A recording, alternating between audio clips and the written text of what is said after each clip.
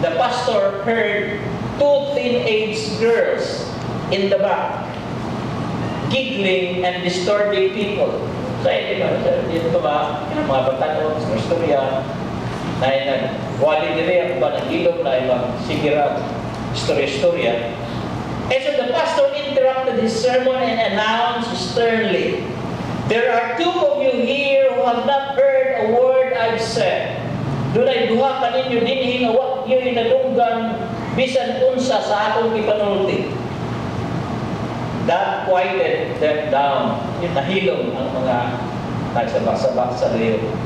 When the service was over, pagkahuman sa simba, the pastor greeted the people at the front door, and three different adults, tulo ka mga adults, dili itong mga batanon, apologized for going to sleep in church, promising it would never happen again. Tulo ka buong pidol sa pastor, yung pastor, sorry, nakatulog yun eh. Di naman, usap. Kausap na lang. Where there is an opportunity to learn the scriptures, do it with utmost seriousness.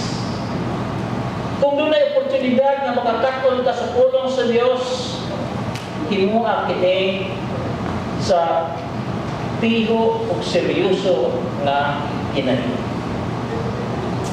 Third reason why we need a church, because the church offers us spiritual leadership. Verses 41 to 42. Who were teaching these doctrines? Kaysa may nagtudlo ano yung mga doktrina in verses 41 and 42. The apostles, they were teaching the people, they were praying for the people, and they were overseeing the whole ministry of the church, the apostles. In Ephesians chapter 4, verse 11, it says there, "And he himself gave some to be apostles, some prophets, some evangelists, and some pastors and teachers." Many scholars believe, Bible scholars that is, that the apostles mentioned here passed from the scene in the first century. Nahumana ang ilang mga buluhaton niadtong unang century. But the work of the pastor teachers goes on today. Ang trabaho sa mga pastor magtutudlo nagapadayon hangtod karon. God has placed pastors and elders in the church to shepherd the flock.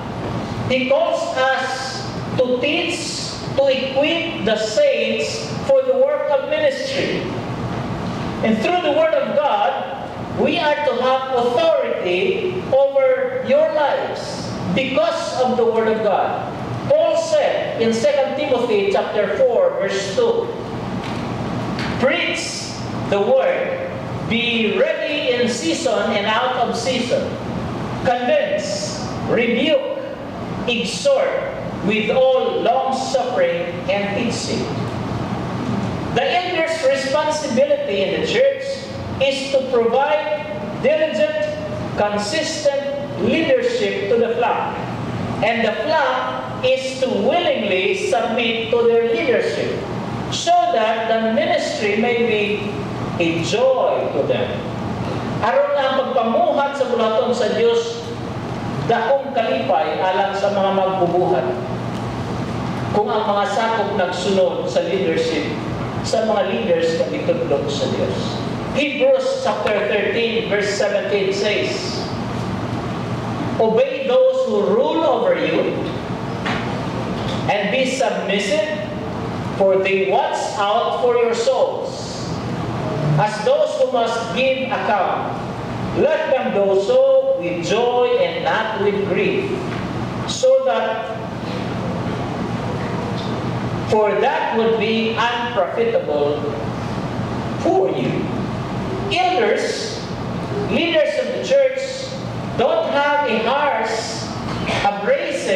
or abusive authority. Ang mga leaders sa simbahan, dili dapat abusado sa ilang pagpangulo. In 1 Peter chapter 5, verse 3, the leaders are reminded not to lord over those entrusted to you, but being examples to the flock. Meaning, that God's design for church leadership is very clear.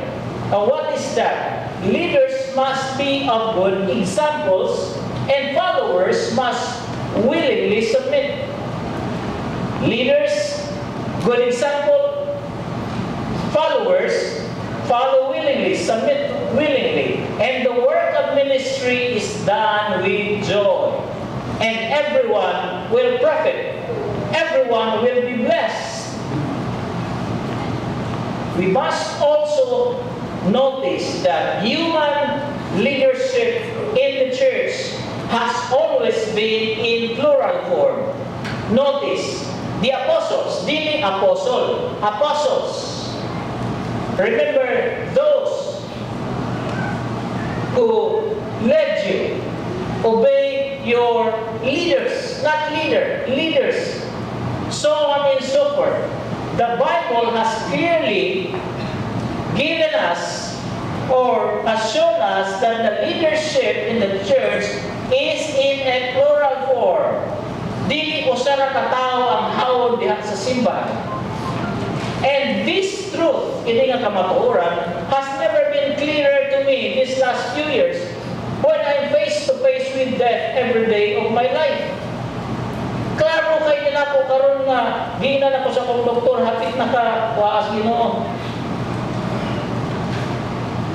Mas klaro nila ko nga kamatuoran. If you happen to think that Pastor Ronald made all the decisions at ECC, then I'm sorry to disappoint you. Because that's not true. For example, this is a new sanctuary. Who decided what colors of the curtains? I did not have a word to influence that. Maybe mas maayo sa kay pasulsa kay akong kulong nga pilion. Who decided what kinds of sound system or instrument we will buy? I have no idea. I did not decide those things. I was looking for the chairs. I negotiated for the price. Who decided what colors to buy? We voted on it. The leadership board voted on it. And that's not my idea. If it would have been me, it would be a different color. Maybe I wanted a chair colored like our ceiling or our wall. Who decided what color inside the church?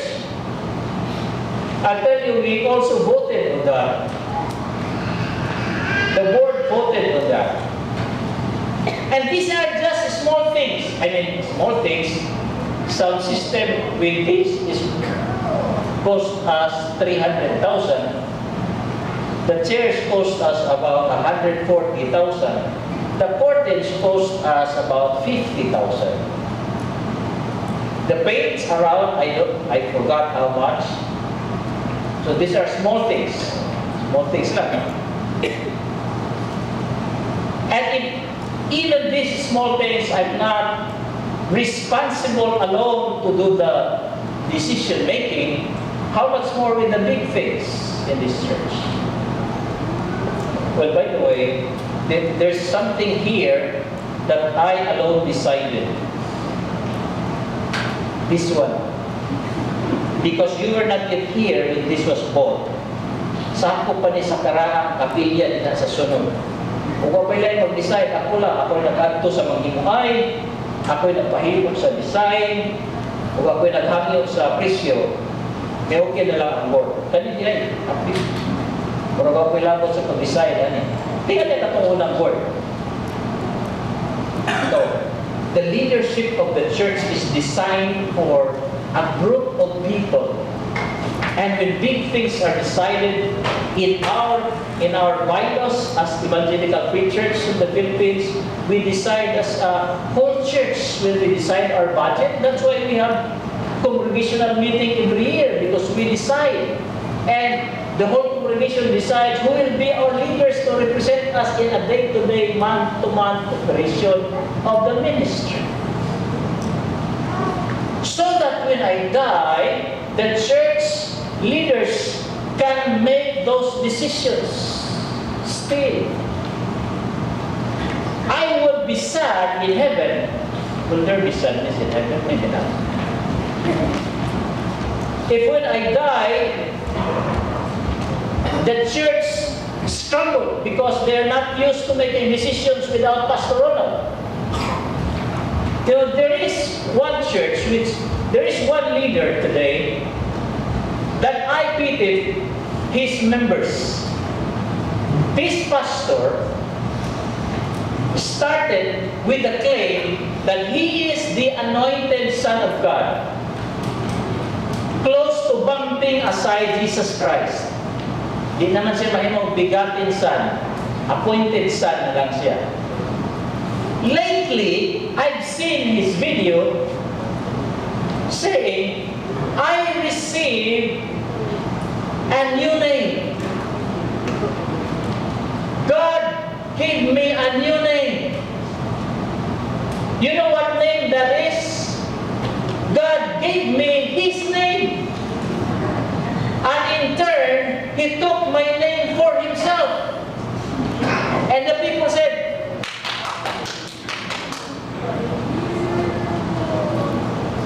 what?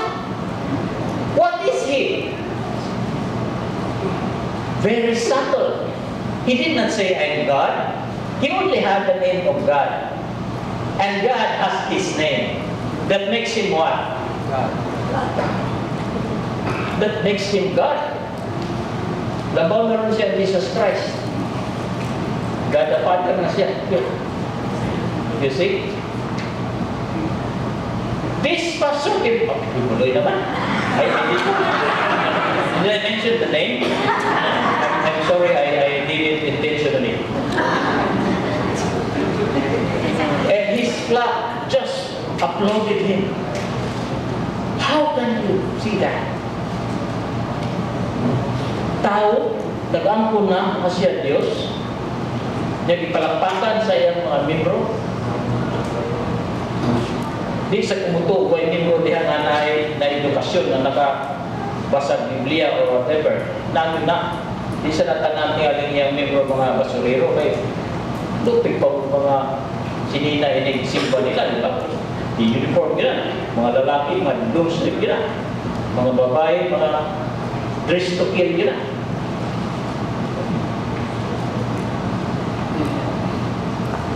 When a local church, when a church is dictated upon by one leader, that is not the design of God for the leadership of His church. Do not let these leaders deceive you, nor discourage you from belonging to a church. In fact, it should encourage you more to belong to a church that takes the Bible seriously. Mas muaghat paninimo sa pagpasakop og simbahan diin ang Biblia gitagad gayud nga seryoso ingon nga pulong sa Dios. Now, we'll close unless you want the other three reasons. Pwede pa ta 3 reasons para maman? Maragawa na mo sa kaya.